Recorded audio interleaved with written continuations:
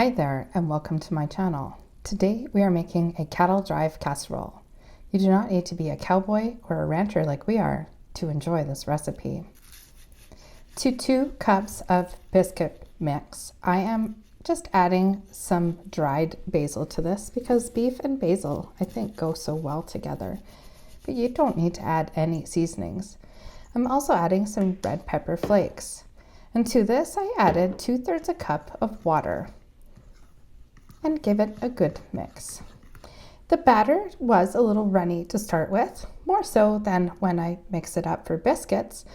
After sitting for a little bit while, you can see that it's still a little bit more runny than it would be for biscuits, but it turns out actually really good.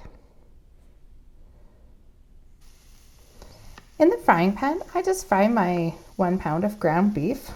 I can just imagine that turkey or chicken would also go good in this recipe, or pork. That's the equivalent of 1 bell pepper that I've chopped up and 1 medium onion. I just add them when my meat is about halfway cooked.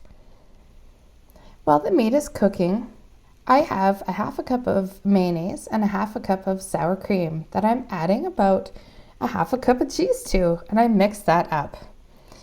At this point, if you have green chilies in your house, you could add a small can of those.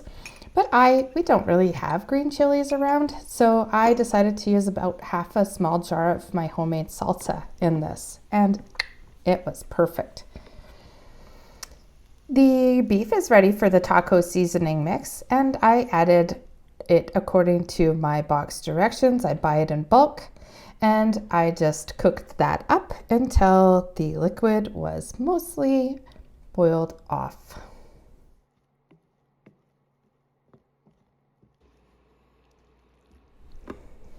The biscuit mix has come out of the oven.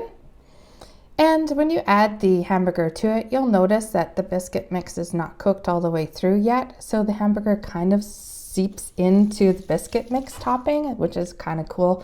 Don't stress about it. So I'm just making my layers here. On top of the hamburger mixture, I'm just spreading out this mayo sour cream mixture, and then I go back and smooth it over so it covers the top completely. And I'm adding the rest of the cheese on my bowl.